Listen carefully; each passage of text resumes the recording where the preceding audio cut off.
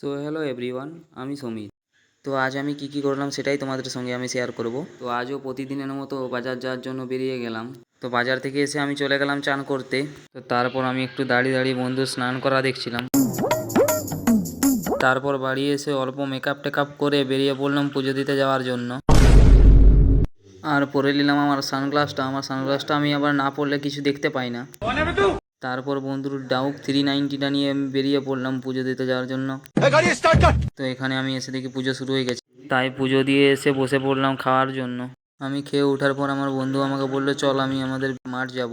তাই আবারও ডাউক 390টা নিয়ে বেরিয়ে পড়লাম। তারপর মাঝ রাস্তায় এসে বন্ধুর ডাউকের ইঞ্জিনটা খারাপ হয়ে গেছে, তাই একটু ইঞ্জিনটা বাগিয়ে নিলাম।